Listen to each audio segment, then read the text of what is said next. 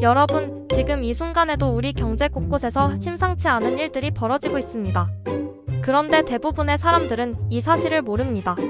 매일 주식 앱을 들여다보고 우리 동네 아파트 값을 검색하는데 왜일까요?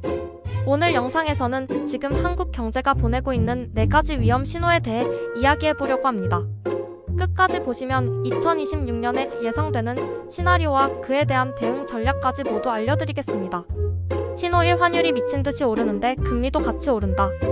최근 원달러 환율이 1,470원을 돌파했습니다. 2009년 금융위기 이후 16년 만에 처음 보는 수치예요. 더 이상한 건 뭘까요? 지금 미국 연준이 금리를 내리고 있거든요. 그러면 일반적으로 달러 가치가 약해져야 하는데 유독 한국 원화만 폭락하고 있다는 겁니다.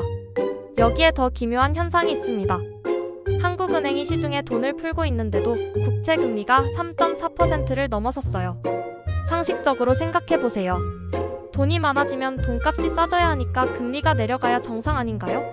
그런데 정반대 상황이 벌어지고 있습니다. 도대체 왜 이런 일이? 비밀은 한국은행이 몰래 하고 있는 스텔스 양적 완화에 있습니다. RP매입이라는 걸 들어보셨나요? 쉽게 말하면 한국은행이 시중은행들한테 국채를 담보로 돈을 빌려주는 건데요. 원칙은 7일 뒤에 돌려받는 겁니다. 그런데 지금 뭘 하고 있냐면 7일이 지나도 안 받습니다. 또 7일 연장 또 연장. 사실상 100조 원 규모의 돈을 영구적으로 풀어버린 거예요. 왜 이렇게까지 할까요?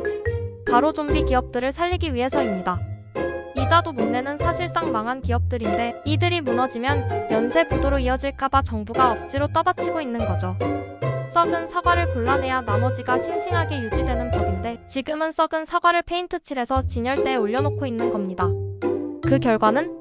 돈을 계속 찍어내니 원화 가치 폭락. 시장은 바보가 아니니까 한국 경제 속이 썩었구나 판단해서 국채를 안 사려고 합니다. 그래서 돈을 풀어도 금리가 오히려 오르는 기현상이 발생한 것이죠.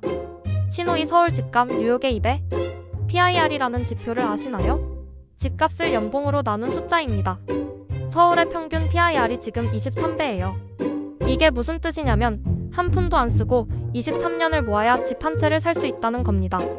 비교해볼까요? 뉴욕 11배, 도쿄 10배, 서울 23배. 국제기구들이 권고하는 적정 수준이 3에서 5배인데 서울은 그 5배를 초과하고 있습니다. 전 세계 주요 도시 중에서도 최상위권 거품 수준이라는 얘기죠.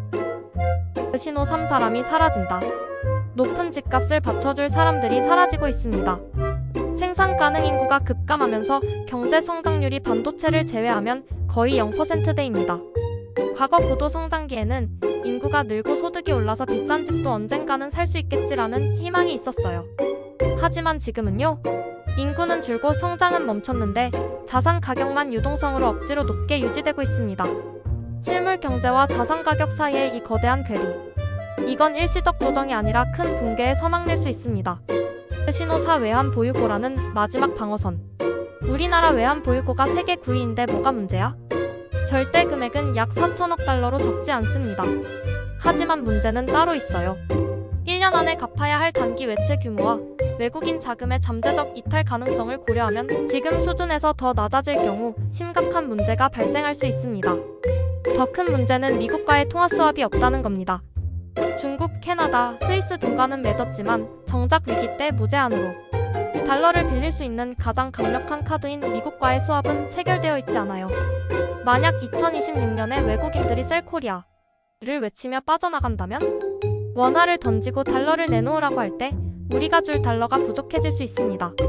환율은 1,500원을 훌쩍 넘어 어디까지 갈지 모르는 상황이 올 수 있죠. 그래서 우리는 어떻게 해야 할까요? 국가 시스템을 근본적으로 고치는 데는 오랜 시간이 걸립니다. 그 사이 개인은 자신만의 생존 전략을 준비해야 해요. 전략 1. 환율 리스크 대비.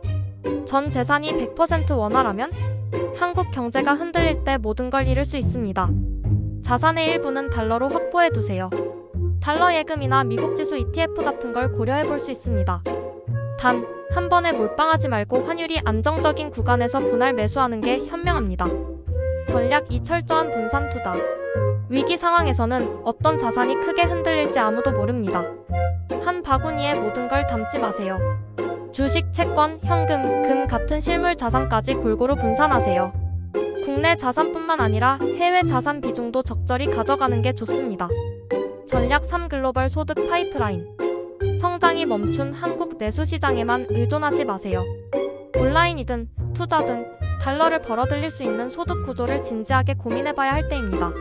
그 마지막으로 비행기가 난기류를 만났을 때 가장 위험한 사람은 안전벨트도 안 매고 자고 있는 사람입니다. 지금 한국 경제가 보내는 신호들을 다시 정리하면 1,470원 돌파한 환율, 역주행하는 금리, 0%대 성장률, PIR 23배, 사라지는 인구. 이 신호들은 공포를 주려는 게 아닙니다. 지금 안전벨트를 매라고 알려주는 마지막 경고입니다. 1997년 외환위기도 2008년 금융위기도 예고 없이 왔습니다. 하지만 준비된 사람들에게는 그 위기가 오히려 부의 기회가 되기도 했죠. 2026년 거대한 파도가 덮쳐올 때 휩쓸려 갈 것인가 아니면 미리 준비된 방주에 탈 것인가. 선택은 지금 이 순간 여러분에게 달려 있습니다. 이 영상이 도움이 되셨다면 구독과 좋아요 부탁드립니다. 다음에 더 유익한 정보로 찾아뵙겠습니다.